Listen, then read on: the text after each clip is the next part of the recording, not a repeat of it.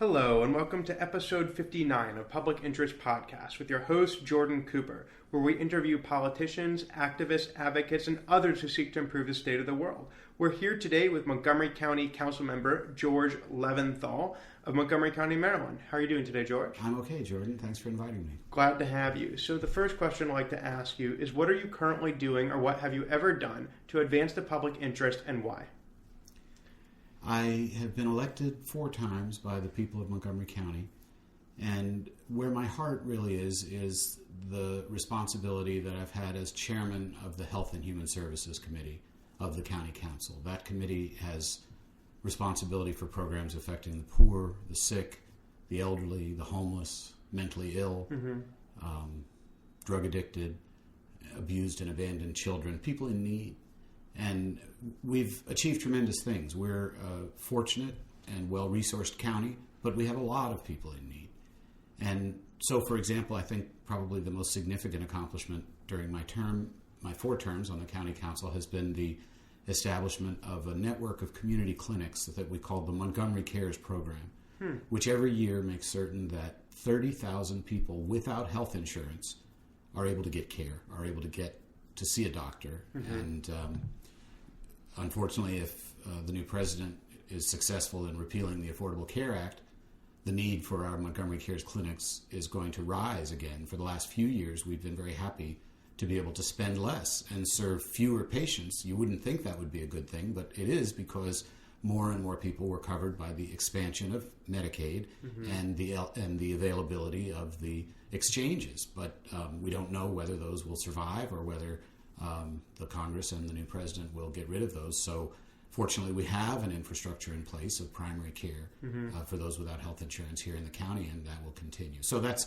one of many accomplishments that we've been able to get done over the years in the Health and Human Services Committee. In general, I think the primary obligation of government is to assist those who can't fend for themselves, who, but for the aid of government, would not survive. And so, as chairman of this committee, I know that I've made a positive difference for people who really need the most help. There is an expression that goes somewhere along the lines of, history judges a civilization by how it treated those among it who were most vulnerable. It sounds like that sort of statement is almost a guiding star for you, and it's a principle that drives a lot of your interest in public service. Tell me a little bit about how that resonates with you and how healthcare really became an interest for you as you sought to do public service. Right. So the quote is usually attributed to Hubert Humphrey, and he said that the moral test of a government is how it treats those in the dawn of life, children, those in the shadows of life, the poor, and those in the sunset of life, the elderly. I just fundamentally believe that, especially in a county like this one, many of our constituents are very well resourced and able to take care of themselves. Of course, we have an obligation to provide excellent public services, excellent police protection, libraries, parks, a superb school system, and we do all those things. But I do believe that the test of government is just that, is are we looking after those who, but for the assistance, would really be left behind, would be vulnerable, and in some cases could not survive. So there are many places in the world and many places in the country that have individuals in great, great need. And it sounds like there's some individuals in Montgomery County with great need. But my question is, why did you locate yourself in Montgomery County and seek to pursue public service in a county that includes individuals of such great means? When, for instance, in history, there have been individuals such as Mother Teresa who actually sought out the poorest of the poor and tried to help them. So the idea is, if the idea is to maximally give the maximum input to those who are the least well off, what is special about Montgomery County, and why did you choose to pursue a career in public service in this location in particular? You know, your path in life takes a somewhat random series of twists and turns. In the case of Mother Teresa, she was assigned by the church. It wasn't her choice to go to Calcutta. She ended up there as a result of an assignment. My parents moved to Montgomery County when I was 2 years old, so I joke that, I did the research. It looked like a nice place to live. I decided to accompany them, but in fact, they took me with them. I didn't have any choice in the matter. So So I've lived most of my life here. I did go away to college in California, and then when I was in college, I worked as a student journalist and also as a political operative. I ran some local political campaigns in the city of Berkeley, California. I worked in Berkeley City Hall as an aide to a city councilman. And so the skills that I had developed in writing, campaign management, policy analysis, constituent representation, speech writing, I thought would translate well to a job on Capitol Hill as a Capitol Hill staff member. And then also I ran an election campaign my last fall just after graduating college, and although we won, we swept every seat on the city council for the slate whose campaign I was coordinating. I didn't have a job, so I came home, lived with my parents, and looked for a job here in the Washington D.C. area, and I've been back here ever since. And I've had a very satisfying career, primarily in government, both as staff to elected officials and as an elected official myself. So this is home. I'm 54 years old. I've lived 44 years in Montgomery County. I can't say that this is where I want to be. I mean, it's a great community to live. So I haven't gone to Calcutta or sub-Saharan Africa or other places of need. That's not where my life took me. Now, you do have a unique perspective on the world. You're married to a woman who is from South America, That's specifically true. in Brazil. That's true. And you have visited her family in Brazil. Mm-hmm. And you therefore have perspective on how other countries, in fact, Brazil is the B in BRICS, which is to say it is not a developed nation, but is a developing nation, a rising one. But there's still a lot of poverty there, and politics and governance and democracy functions differently in Brazil than it does in America. I wonder if you could reflect for a moment on what shape politics and public service takes down there, but more importantly, what your experience is in another part of the world, in another society, how those experiences have shaped and informed your approach to public service in Montgomery County, Maryland. It's a great question, and I have traveled a lot in Latin America. I've been to Brazil 4 times. I've been to Mexico more times than I can count, more than a dozen times. I've been to El Salvador 3 times. I've been to the Dominican Republic, Guatemala. My Portuguese is good, and my Spanish also.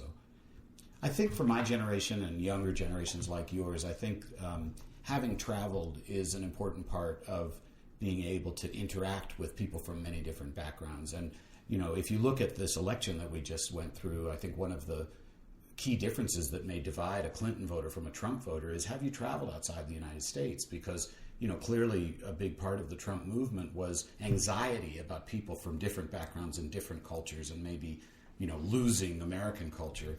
And if you've traveled, you don't have that fear so much. You understand that we can get along with people from different backgrounds, and that, in fact, interacting with people from different backgrounds makes life richer and more rewarding and fulfilling.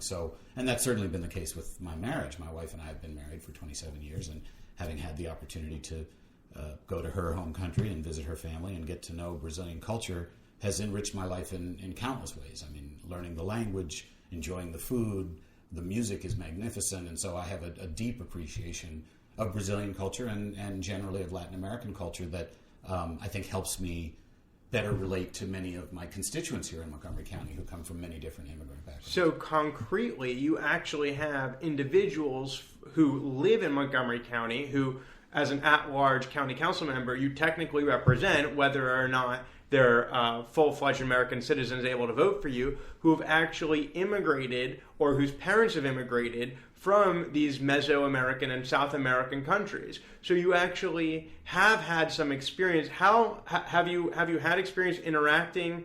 In fact, I saw you the other night interacting with a Casa de Maryland event where you spoke fluently in Spanish to the population, and you have some background. Can you tell us a little bit, our listeners, a little bit about what, I guess, your experiences, how your experiences traveling abroad to these countries where your constituents are from has helped you better connect to and serve the population of Montgomery County? Well, when I spoke earlier about the Montgomery Cares clinics, those without health insurance, especially since the Affordable Care Act so significantly expanded the availability of health insurance, most of them are immigrants. And understanding the need for cultural competence, understanding that you can't really expect a patient to pursue a doctor's recommendations if they don't speak the same language and the patient doesn't understand what he or she is being told by the doctor. So we're very sophisticated in Montgomery County in our service delivery. We really try to do it in a culturally competent way, including in many different languages. And my own comfort with the foreign languages that I speak, I think, helps me to understand that it's not too high a barrier. I mean, it's really not difficult at all to provide services and interact with people. And I interact with my constituents in Spanish quite frequently. I'm frequently interviewed on Spanish media, whether it's Univision or Telemundo or Radio America, Spanish-speaking press, and I'm very comfortable doing that. And they seek me out because they know, if you've got several council members at an event and you have the Spanish-speaking media, of course, first they'll gravitate to my friend Nancy Navarro, but then after that they'll gravitate to me, and they know that I can give them a report on what's going on in the language that their subscribers and listeners communicate in, and I think that's an advantage. So I hope that that community respects my sincerity. I've got gringo Spanish. It's not perfect, but I hope that they respect that I'm making the effort and that I'm really seeking, a real dialogue. And certainly many constituents, since the election of Mr. Trump, the immigrant population is feeling targeted and threatened. And to be able to speak in Spanish to an elected official in a position of authority who can understand and respond in your own language, I hope provides some comfort that although we probably won't have a national government that reflects our values for the next few years, we do have a local government that reflects our values and that is committed to keeping everyone safe and welcoming everyone from every different background, because that's what really makes Montgomery County distinctive. That's what we have to offer, that we're culturally rich, that we have an extraordinary array of talented and capable people from many, many different backgrounds, but who all bring great skill and ability to strengthen our economy and our society working together. So our county demographically has been changing over time. Not only are we rapidly growing, but we have become what's termed a majority-minority demographic county. How has that transition affected the composition of government, the services that need to be delivered by government, the leadership that you need to exhibit, and the expectations placed upon elected officials as we see growing demand for services from a different population than we used to have? Yeah. Well, I have to give credit to our county executive, Ike Leggett. I think he's done a very good job of identifying people for department director positions, senior level positions, who are his appointees, who do reflect the diversity of our community. And that's enormously important. If you come from a minority background, a disadvantaged background, when you interact with someone in a position of authority who understands where you're coming from, who can speak your language, it gives you comfort that your local government is actually looking out for your best interests. And that's what we want to convey. We want a government that produces results, a government that works for everybody, that's culturally competent, that meets everybody's needs in a way that they can absorb it and understand it.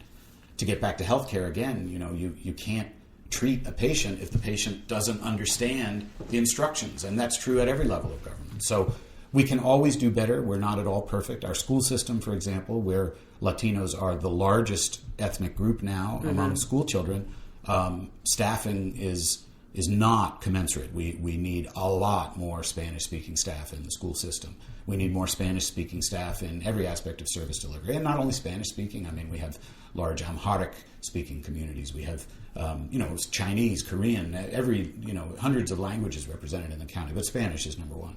So there's two topics on foreign language that just pop right into mind. Number one is reflecting on a national sentiment that you saw expressed in this last election, and considering previous immigrant populations who came at the turn of the 20th century, where they would come to America and it seems as though learning English was a top priority, versus these days we're trying to cater to and accommodate individuals in their own language. To what extent is it incumbent upon immigrants to learn English, and to what extent is it incumbent upon the government to to speak to them in their own language? And does speaking to a community in their own language in any way prevent their ultimate assimilation into an apprehension of learning and learning of English, the English language? So in any way, does providing services in someone's own language inhibit their ability to assimilate into our culture? So in order to meet people's needs, the local government has to engage in an effective partnership with nonprofit service providers. And among the most effective nonprofit service providers we have are those who teach English literacy.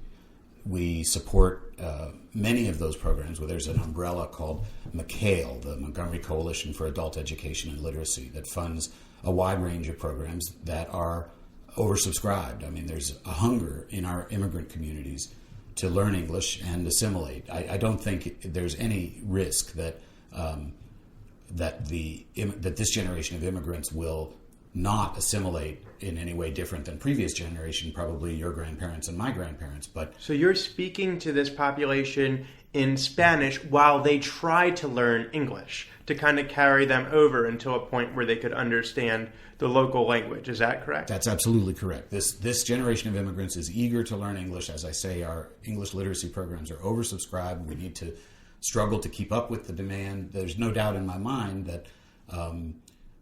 that this generation of immigrants from Latin America, Asia, and Africa will be as successful and will assimilate into American culture every bit as well as previous generations of immigrants, including your ancestors and my ancestors. And so when you look at public schools, and as we just mentioned, there's English as a second language to teach immigrants the English language, you also see something called foreign language immersion, where you find American-born children who are speaking English at home being immersed in a foreign language for their own benefit. Can you speak a little bit about the value added to native-born American English-speaking students to being exposed to foreign languages in an immersive environment at a young age? You're asking great questions. I really appreciate them, and they're very much at the heart of what I'm advocating for. We must do a better job of providing what the school system is calling choice programs based on demand, not on some arbitrary rationing scheme. If families want the best, strongest, most demanding curriculum, they should have it. I don't understand, and believe me, I've dug into this. I'm not asking in a naive way. Mm-hmm. I don't understand why the school system turns people away from language immersion programs, magnet programs, gifted and talented programs. We should structure those programs based on the demand for them. Mm-hmm. There has been no increase in the number of seats in the MCPS choice programs, the G&T, magnet, and language immersion programs since 2004. We have the same number of seats, and people apply for those programs and they're turned away. I don't accept that. We need to expand those programs. Language competence is what is going to make Montgomery County globally competitive. The world is getting smaller. We're communicating with each other across international boundaries.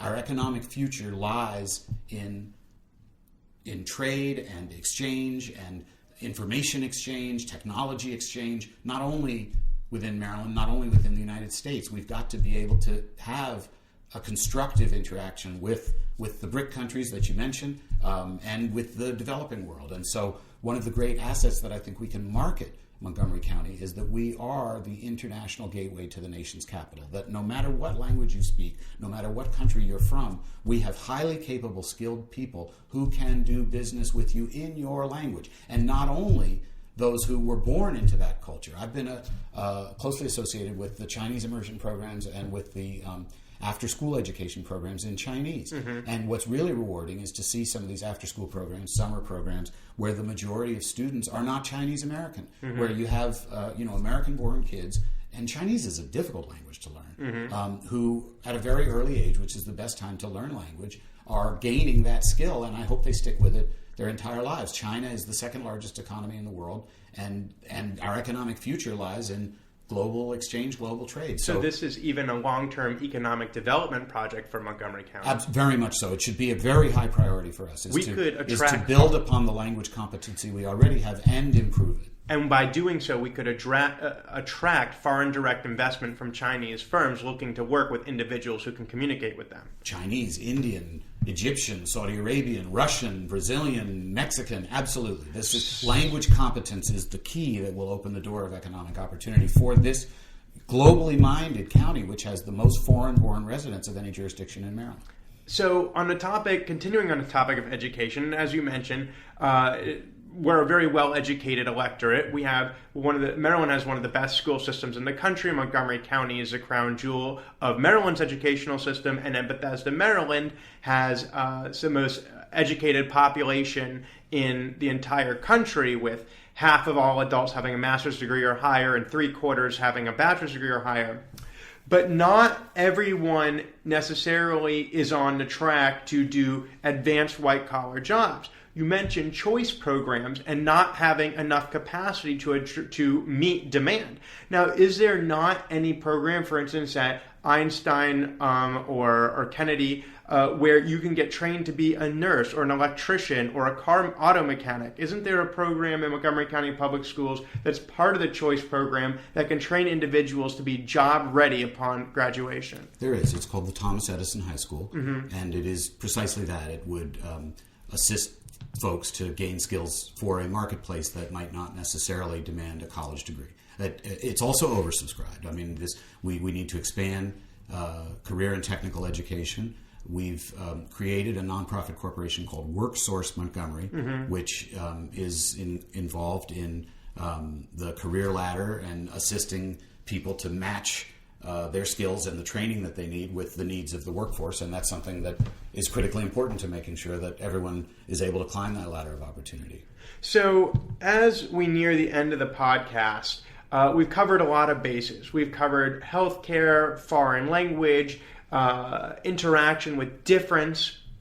And, you've had a substantial career in public service, having started as a teenager on other people's campaigns and other people's staff, eventually becoming an elected official and a leader in your community yourself. My question for you is simple. Why? What drives you? Why care about individuals who are undocumented and not speaking English? Why care about the indigent? Why care about those without health insurance coverage? If you can take care of your own and the people who look and sound and speak like you, why is it important? Why do you care about others who are different than you? And I ask particularly in light of the national conversation of tolerance, diversity, and who we are and what we're all about. So, George, please tell us, what are you about and why? I'm the product of my upbringing. Both of my parents, my mother's deceased, my father's still alive, are physicians. I saw from a very early age my mother leaving the house in the middle of the night to care for some child with leukemia who needed attention, in the middle of the night, wee hours of the morning. Those are some of my most vivid memories. So my parents were influential in my thinking. My religious faith is influential in my thinking. I think, we're called upon as part of our faith tradition to care for others and to. And which faith is that? Well, I'm Jewish. Okay. To care for others and lift people up and assist them. I think what makes life meaningful is service to others. I don't want to sound immodest, but you're asking me. I think that's what I look for in people is empathy and understanding and caring and the desire to serve. And so George Leventhal, Montgomery County Council member, hits upon a theme that's quite common among individuals pursuing a path of public service. George speaks about a desire to lead a meaningful, fulfilling, well-lived life. And while he's on earth, he wants to have the most meaningful life possible. And for him, a meaningful life is one where he serves others by improving communities and doing good in the world. He finds personal fulfillment, and it's enriching by having opportunities to help others. He is able to pick up languages. He's able to solve problems. He's able to engage in exciting activities in many different sectors of the economy. So it's ultimately an altruistic act driven by a desire to have a meaningful life. So for George Leventhal, public interest is a means of having a fulfilling individual life, and by doing that, he makes the world a better place. So this has been episode 59 of Public Interest Podcast with your host, Jordan Cooper, where we interview politicians, activists, advocates, and others who seek to improve the state of the world. George, thank you so much for joining us. I really enjoyed it. Thank you so much. And we will talk to you next time.